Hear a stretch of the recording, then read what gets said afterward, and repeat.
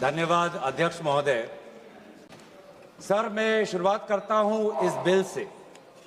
और अभी हमने आदरणीय मंत्री जी के वक्तव्य सुना और उनके बात और इस संशोधन वाले बिल का विवरण पढ़ के साफ साफ पता चल जाता है कि ये सरकार शिक्षा विभाग को लेकर गंभीर नहीं है, सुधार नहीं लाना चाहती।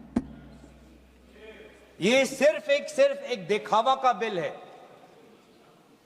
क्योंकि ये बिल एक संशोधन बिल है। आज से 2 साल पहले ये बिल लाया गया था, public examinations prevention of unfair act 2024।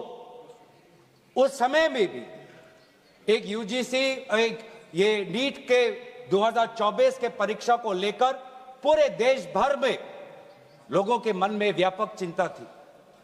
उस समय में भी इसी तरह आज जैसे मंत्री जी कह रहे हैं, सरकार ने इस बिल का इंट्रोडक्शन करते हुए ये कहा कि ये बहुत ही एक ऐतिहासिक कदम है, एक बहुत बड़ा कदम है और इससे शिक्षा विभाग सुधरेगा और इससे परीक्षा में जो पेपर लीक होते हैं अब नहीं होगा, अब किसी का साहस नहीं होगा। ऐसे कड़े दंड उस समय सरकार ने कहा कि 2024 के बिल में वो लाए हैं। तो जो 2024 के नीट यूजी पेपर लीक पे जो तहकीकात हुई, जो इन्वेस्टिगेशन हुआ, मैं पढ़ना चाहता हूं उसकी स्थिति आज क्या है, ताकि पता तो चले कि ये सरकार 2 साल पहले जो नीट परीक्षा को लेकर जो व्यापक भ्रष्टाचारी हुई, उसको लेकर यह सरकार कितने गंभीर है। बहुत दुख के साथ मैं कहना चाहता हूं कि एक अखबार में आर्टिकल आया 2026 में कि जो 45 व्यक्ति थे जो चार्जशीट हुए थे नीट यूजी 2024 पेपर लीक के मामले में, 45 में से 44 को बेल मिल चुका है। ये है इनकी गंभीरता, ये है इनके छात्रों के प्रति इनकी संवेदना। जो मूल व्यक्ति है जिसको मास्टरमाइंड कहा जाता है, संजीव मुखिया, 11 महीने तक वो फरार था। 11 महीने तक सरकार उसको पकड़ नहीं पाई। अप्रैल 2025 में वो फाइनली उसका गिरफ्तार हुआ और फिर उस मामले में उसको बेल मिल गया। मई 6, 2025 एक दूसरे व्यक्ति रंजीत कुमार बरुआ, जो करियर एकेडमी एजुकेशन ट्रस्ट के चेयरमैन है, वो बेल। एक अमित कुमार सिंह जो पेपर सॉल्वर के गैंग में था, उसको मई 7, 2025 को उसको बेल। एक पंकज कुमार जो कैंडिडेट्स को वो सारे कागज लीक करता था मोबाइल फोन के द्वारा, मई 15, 2025 उसको बेल। राकेश, जिसका ये आरोप था कि उसने प्रश्न कागज को उसकी चोरी की, उसको बेल। तो ऐसे एक लंबा ब्यौरा है, चाहे वो अमित प्रसाद महाराणा का हो या धीरेन्द्र कुमार पांडा का हो। तो ये कानून उस समय भी विफल था और ये कानून जिस मंशा से आज ला रही है, आज भी ये विफल होगा। ये कानून आपकी विफलता का स्मारक है, क्योंकि ऐसे कानून 2024 के में लाने के पश्चात भी 2026 में तो लीक हुआ ना सर। अगर कानून इतना ही सशक्त था तो आज 2 साल बाद ही इतना बड़ा व्यापक लीक कैसे हुआ। और अफसोस की बात है सर, उस समय में भी शिक्षा मंत्री धर्मेंद्र प्रधान थे और जब 2024 का जब पेपर लीक का मामला जब पूरे देश भर में आया, तो आपको पता है धर्मेंद्र प्रधान जी ने उस समय क्या कहा? उन्होंने कहा, कहां हुआ पेपर लीक? नहीं हुआ पेपर लीक। और आज भी पहले 2.5 महीने तक तो उनका रवैया यही था कि कहीं कोई धांधली नहीं हुई, सरकार ने बहुत अच्छा काम किया है। 21 बच्चों की जान गई, आत्महत्या उन्होंने की। आपको शर्म नहीं आती इस सरकार को कि जिस मंत्री के तहत में 21 बच्चों ने अपनी जान गंवा दी, आत्महत्या की, जब उसने अपने मंत्री पद से इस्तीफा दिया, कल जब वो सदन में आए, आपने उनको ऐसा माला पहनाया ताकि जैसे वो पाकिस्तान से जंग लड़के आए हैं। ऐसा माला पहनाया, ऐसा उनका वजूद उनको बड़ा किया मानो कि वो पाकिस्तान से जाकर सीमा पे जाकर जंग लड़के आए हैं। ये है उनकी सच्चाई। दुख लगता है सर। आज ये बात प्रधानमंत्री आते हैं इंस्टाग्राम के रील पर, वो अलग बात है कि जो पहली कैबिनेट बैठक हुई उस कैबिनेट बैठक में शिक्षा को कैसे सुधारा जाए, पेपर माफिया को कैसे खत्म किया जाए, पेपर सेटर के माफिया को कैसे खत्म किया जाए, पेपर सॉल्वर के माफिया को कैसे खत्म किया जाए, टेस्टिंग सेंटर के माफिया को कैसे खत्म किया जाए, प्रिंटिंग प्रेस के माफिया को कैसे खत्म किया जाए, कोचिंग सेंटर के माफिया को कैसे खत्म किया जाए, सिलेबस कैसे स्कूल के सिलेबस के साथ मिले, आउट ऑफ सिलेबस परीक्षा के पेपर ना आए, सीबीएसई के ओएमआर में धांधली न हो, इन सब चीजों पर व्यापक चर्चा करने के बजाय प्रधानमंत्री मोदी जी कहते हैं इंस्टाग्राम पर और ध्यान दो, इंस्टाग्राम पर और ध्यान दो। और प्रधानमंत्री जब आते हैं हाई पावर कमेटी की बात करते हैं, तो 2 साल पहले जो के राधाकृष्ण की जो हाई कमेटी थी उसका क्या हुआ? 2 साल हाई कमेटी आपने गठन की, प्रधानमंत्री केंद्र सरकार के निरीक्षण में एक हाई कमेटी बनी, के राधाकृष्ण फॉर्मर इसरो के चेयरमैन। अगर वास्तविक में उन्होंने इतना बढ़िया काम किया तो 2 साल पश्चात ही आज क्यों दोबारा ऐसा पेपर लीक हुआ? सरकार ये दिखाना चाहती है कि ये बहुत गंभीर है। पिछले कुछ दिनों में पता चला कि एनटीए के लगभग 47 लोगों को बदला गया। सर, मैं इस सरकार से मैं ब्यौरा चाहूंगा कि वे जो 47 लोग हैं जिनको आपने ट्रांसफर किया या सस्पेंड किया, कौन है वो? क्योंकि एनटीए की जो एक्चुअल सैंक्शन कैपेसिटी है, एनटीए की जो सैंक्शन कैपेसिटी है वो 34 की है, 34 की सैंक्शन कैपेसिटी है। ये 47 कौन है? कौन है ये 47? 34 में से तो शायद 10-11 वैकेंसियां हैं, 24 ही है जहां पर लोग बैठे हुए हैं। तो ये जो 47 जो सैंक्शन, ये कौन है? जो आउटसोर्स करके अपने लोगों को लाया एनटीए में, वो लोग हैं क्या? उसका ब्यौरा मिलना चाहिए।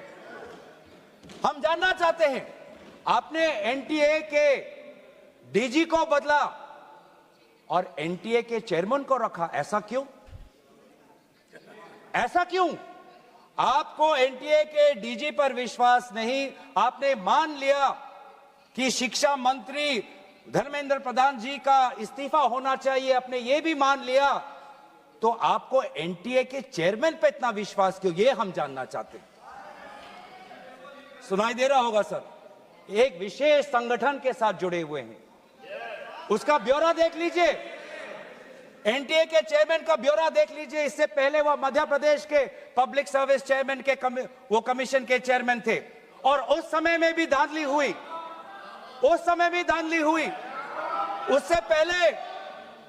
उससे पहले वो छत्तीसगढ़ में भी पब्लिक सर्विस कमीशन में चेयरमैन थे, उस समय में भी धांधली हुई। ऐसे इतने धांधली से जुड़े हुए व्यक्ति को आज भी इतने पेपर लीक होने के पश्चात भी आपकी सरकार बचा रही है, आपकी सरकार बचा रही है। जिस एनटीए के द्वारा 21 बच्चों ने आत्महत्या की, आज भी वो चेयरमैन बचा हुआ है। क्यों? क्योंकि वो एक विशेष संघ के साथ जुड़ा हुआ है। और यही दर्शाता है कि आप शिक्षा विभाग में आप सुधार नहीं चाहते, क्योंकि आरएसएस के लिए शिक्षा विभाग बहुत ही महत्वपूर्ण विभाग है। मैंने कोई असंसदीय बात नहीं की। आरएसएस के लिए शिक्षा विभाग बहुत महत्वपूर्ण विभाग है, और इसीलिए हम देखते हैं चाहे यूनिवर्सिटीज के वाइस चांसलर्स के अपॉइंटमेंट में हो, कॉलेज के प्रिंसिपल के अपॉइंटमेंट में हो, जब फैकल्टी की बदली होती है उसमें हो, चाहे आउटसोर्सिंग में हो, हर चीज में हम देखते हैं कि जो जिन यूनिवर्सिटी की कल्पना पंडित नेहरू ने एक साइंटिफिक टेम्पर के द्वारा उन यूनिवर्सिटीज के एक सपना देखा था, आज उन्हीं यूनिवर्सिटीज में क्वालिटी पर ध्यान नहीं दिया जा रहा। आप शिक्षा के माध्यम से इस पीढ़ी को आने वाले चुनौतियों के लिए तैयार नहीं कर रहे। आप शिक्षा के माध्यम से इस पीढ़ी के लोगों को आने वाले समय में आपके दल के सदस्य बने, आपको वोट दे, उसके लिए आप एक माहौल बना रहे हो। यह है आपके लिए शिक्षा का उद्देश्य, यह है शिक्षा का उद्देश्य। और हमने देखा कि वो जो संस्थाएं, चाहे वो आईआईटी हो, चाहे जेएनयू हो, चाहे डीयू हो, देश भर से माता पिता अपने बच्चों को बोल रहे कि जाओ दिल्ली जाओ, अगर दिल्ली नहीं जा सकते तो बॉम्बे जाओ, बिहार में जाओ, लेकिन धरना प्रदर्शन करो। आज शिक्षा की बात है, आपको अपना भविष्य आपको बचाना है। मैं नहीं जा सकता पर मेरी आशीर्वाद तुम्हारे साथ है। एक मां ने एक आशीर्वाद के साथ अपने बेटी को भेजा, एक बाप ने अपने बेटे के पीठ पे थपथपाकर उसको जंतर मंतर पे भेजा, और डीयू, आईआईटी, जेएनयू कहती है आप मत जाओ। छात्रों को कहती है अगर आप जाओगे तो आपके करियर पर प्रभाव बन सकता है। यह है शिक्षा की संस्थाएं। ऐसे हम आने वाले चुनौतियों के लिए हम भारत का निर्माण करेंगे, अपने युवाओं को हम उनको ताकत देंगे। इसीलिए अगर एक बात इस पूरे घटनाक्रम से निकलती है वो ये है कि आज शिक्षा में ये इस बिल से, जिसमें आपने पेनल्टीज बढ़ा दिए, पनिशमेंट बढ़ा दिए, इससे हमारा शिक्षा विभाग नहीं सुधरेगा। राहुल गांधी जी बार बार कहा कि धर्मेंद्र प्रधान जी सिर्फ एक मुखौटा है आपके शिक्षा विभाग का। आपकी शिक्षा के प्रति जो आपकी जो नीति है वो सिर्फ उसका एक चिन्ह है, एक सिंबल है। उनके हटने से भी शिक्षा में सुधार आएगा। आज भी ना बच्चों को विश्वास आता है इस बात पर, ना हमें इस बात पर विश्वास है। लेकिन इसके पश्चात भी आज शिक्षा पर बातचीत हो रही है, आज शिक्षा को लेकर धरना हो रहा है, आज शिक्षा को लेकर जंतर मंतर में हजारों की तादाद पर लोग इकट्ठित हुए हैं। आज शिक्षा के विषय पर सारे दल संगठन सब ने अपने अपने प्रदेशों में, चाहे महाराष्ट्र में हो, चाहे यूपी में हो, चाहे बिहार में हो, चाहे पश्चिम बंगाल में हो, चाहे या असम में हो, सब जगह विभिन्न राजनीतिक दल संगठन और इन दल संगठन से अलग सारे युवा सड़क पे आ गए। सब ने अपने शिक्षा की मांग की। और क्यों मांग की? उनके दुख को पहले हमें समझना चाहिए, उनके पीड़ा को हमको समझना चाहिए, वो उनके अंदर जो नाराजगी है उस बात को हमें समझना चाहिए। नहीं तो किसी का इतना साहस नहीं कि सड़क पे आके गर्मी बारिश, सड़क पे सोना, पुलिस की लाठी खाना, दिन दिन भूख हड़ताल पे रहना, सबकी इतनी साहस नहीं है। ये साहस कहां से आता है? ये साहस आता है उस दर्द से, जिस दर्द में अपने भविष्य को लेकर वो विवश हैं, जिस दर्द में अपने देश के भविष्य को लेकर वो विवश है, जिस दर्द को वो आज के समाज में उसको व्यक्त भी नहीं कर सकते, सरकार से सवाल भी नहीं पूछ सकते। और बहुत ही बढ़िया एक व्यक्ति ने इस पूरे जो दर्द है, इस दर्द के बारे में बात करते हुए गोपाल दास नीरज के गीत की बात करता है। वो व्यक्ति जिस व्यक्ति से राहुल गांधी जी मिलने गए, उसने कहा, उसने हमें याद दिलाया कि नीरज की वो पंक्तियां, स्वप्न झरे फूल से, मीत चुबे शूल से, लुट गए सिंगार सभी, भाग गए बबूल से, और हम खड़े खड़े बाहर देखते रहे, कारवां गुजर गया गुबार देखते रहे। ये बच्चों की वो दुख है। क्या करें? हमारे पास पैसे नहीं है इतने कि हम पेपर खरीद पाएं। 30-30 लाख का पेपर हमें खरीदने के पास, हमारे पिताओं के पास इतने सामर्थ्य नहीं है। वो दुख है, वो नाराज है, और इसीलिए जब वो दुख से वो लड़ नहीं पाते तो आत्महत्या पर आ पड़ते। और एनसीआरबी में सर, आज देश की ये व्यवस्था, देश की असली ये है कि आज एनसीआरबी में, नेशनल क्राइम रिकॉर्ड्स ब्यूरो में, ये भी एक कारण है कि आत्महत्या हुई क्योंकि वो बच्चा एग्जाम में फेल हुआ। ऐसा भी एक कारण आ गया है। बच्चों की आत्महत्या, छात्रों की आत्महत्या लगभग 1 लाख से ऊपर बढ़ चुकी है। 1 लाख से ऊपर, जिसमें से 2000 ने तो साफ साफ कहा है, 2400 ने साफ साफ कहा है कि मैं फेल हो गया और इसीलिए मैं सुसाइड ले रहा हूं। बहुत लोग, बच्चों ने फैमिली, पारिवारिक कारण से, फैमिली रीजन से वो आत्महत्या उन्होंने की। लेकिन इसके पश्चात भी वे युवा आए, वो चाहे गुजरात से हो, वो चाहे महाराष्ट्र से हो, चाहे विदेश से हो, चाहे दक्षिण भारत से हो, महाराष्ट्र से, वो सब आए और जब वो आए और दिल्ली की गर्मी, दिल्ली के बारिश से जब वो जो उन्होंने उसमें जो दर्द है, उसमें जो संघर्ष है, उस संघर्ष को याद करते, उस संघर्ष को झेलने में उन्होंने याद किया सावित्री बाई फुले को। वे लड़कियां जो आई थी, ऐसे बहुत लड़कियां थी जिन्होंने रील पे कहा कि मैं अपने माता पिता को बिना बोले में जा रही हूं क्योंकि मुझे लड़ना है। ऐसे भी लड़कियां थी जिन्होंने कहा कि मैं छात्र नहीं हूं, मैं काम करती हूं, लेकिन मैंने भी कुछ साल पहले नीट का परीक्षा दिया था, मैं पहले अटेम्प्ट में मेरा पेपर लीक हो गया, कितना मानसिक मेरे पे दबाव बना मैं खुद समझ सकती हूं। आज अगले पीढ़ी के साथ, जिस समय मैं खड़ी नहीं हो पाई, मैं बाहर नहीं आ पाई, लेकिन आज अगले पीढ़ी के साथ मैं खड़ा होना चाहती हूं, मैं जाऊंगी आज। ये सब वहां पे आए क्यों? क्योंकि उन्होंने इतिहास को याद किया कि जिस प्रकार से सावित्री बाई फुले हो या फातिमा शेख हो, जिस प्रकार से समाज ने उन पर उत्पीड़न किया, लेकिन वो कभी भी अपने बाग से हटे नहीं। युवा लोग आए, एक लड़का था हरे शर्ट में, वो पुलिस को बोल रहा कि आ मार, मुझे मारो, मारो सर मारो। उसमें वो भगत सिंह का जज्बा हमें दिखाई दिया। हमेशा उसने हाथ नहीं उठाया, उसने खाली बोला कि मारो, क्योंकि ये थी लोगों की और युवाओं की ताकत कि अब वो डर उनसे चला गया, डर खत्म हो गया, डर गायब हो गया। लाठी है, दर्द होगा, रात को सोने में मुश्किल होगी, लेकिन सब लोग कह रहे थे कि कुछ नहीं होता, अगर शिक्षा के लिए, अपने भविष्य के लिए अगर मुझे 2-3 लाठी भी खानी पड़ेगी तो मैं लाठी खाने जाऊंगा। ऐसे भी लोग थे जो 20 जुलाई की रात को आए। वो 20 जुलाई के सुबह नहीं थे, 7 बजे नहीं थे, 4 बजे दोपहर को नहीं थे, वो रात को 10 बजे आए। क्यों? क्यों? उनको दुख हुआ। उन्होंने रील में देखा कि किस प्रकार से पुलिस वालों ने बच्चों पर हाथ उठाया और उन्होंने बोला कि चलो मैं भी एक लाठी खाने जाऊंगा। ये है हमारा युवा शक्ति। मैं इस सदन से भारत के युवा समाज को मैं नमन करता हूं, आभार प्रकट करता हूं, शुभकामनाएं मैं देता हूं, धन्यवाद देना चाहता हूं कि आपने हमें दोबारा याद दिलाया कि लोकतंत्र का मतलब क्या है। आपने दोबारा हमें याद दिलाया कि सवाल पूछना आप सबका, हमारा सबका मौलिक अधिकार है। हमने वो भी देखा उस मध्य प्रदेश से आए हुए आदमी को जिसके सर पर खून निकल रहा था। क्यों? क्योंकि कांटों से भरा हुआ एक डंडा उसके सर पर पड़ा और उसने तब भी वो पीछे नहीं हटा।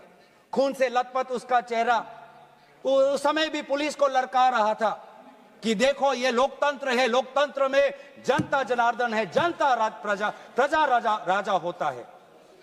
ये है वहां की उस ताकत। बहुत लोग कहते हैं कि बहुत से गलत शब्द भी उस सभा में, जंतर मंतर में किए गए। मैं उन गलत शब्दों का जो मर्यादा से बहुत दूर है, अमर्यादित है, उन शब्दों का समर्थन नहीं करता, लेकिन उन शब्दों के बारे में भी याद करना चाहिए जो बाकी बच्चों ने हमें याद दिलाया। किसी एक बच्चे ने याद दिलाया वसीम बरेली की कविता, जिसमें लिखा है, जो उसूलों पर आंच आए तो टकराना जरूरी है, जिंदा हो तो जिंदा नजर आना जरूरी है। ये हैं बच्चे, ये है वो बच्चे और जो अलग अलग प्रदेश से आए हैं। मैं धन्यवाद देना चाहता हूं कि इन्होंने अपनी इंसानियत दिखाई। हर वो बेटी जो वहां जाती थी वो कहती थी कि ये जंतर मंतर ये ऐसा एक जगह बन गया है जहां पर मैं अपने आप को सुरक्षित महसूस करती हूं। जब पुलिस की लाठी आती है तो कोई अनजाना व्यक्ति, कोई अनजाना उसके सामने आकर अपने शरीर से उस लड़की को बचाता है। डंडा उसके लड़के के शरीर पर पड़ता है, वो लड़का कहता है कि इस उंगली से मैंने पिछली बार कमल पर वोट डाला, आज इसी उंगली को कमल के पुलिस ने तोड़ डाला। ये है उनका साहस।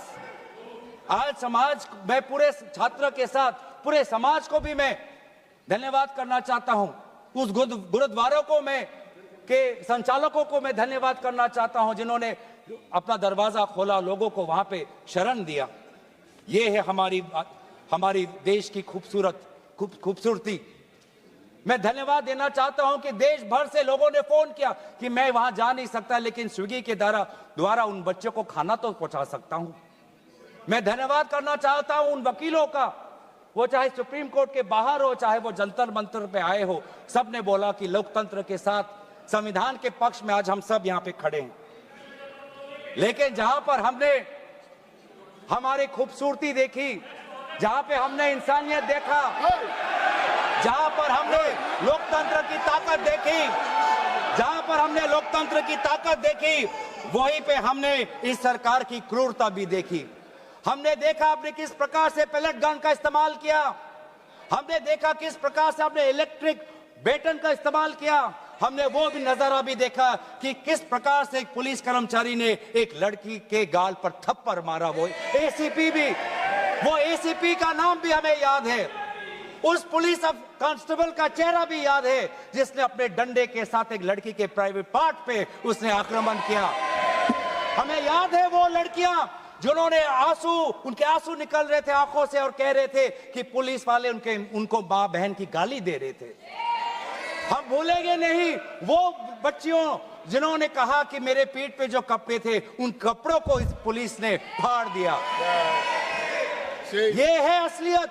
और इसीलिए बार बार हम मांग कर रहे हैं कि किसने आदेश दिया, वो आदेश कहां से आया कि पैलेट गन का इस्तेमाल हो, किसने आदेश दिया, किसने आदेश दिया कि आंसू गैस का इस्तेमाल हो, किसने आदेश दिया कि लाठी पैरों पे नहीं लाठी सर पे पड़नी चाहिए, किसने वो आदेश दिया।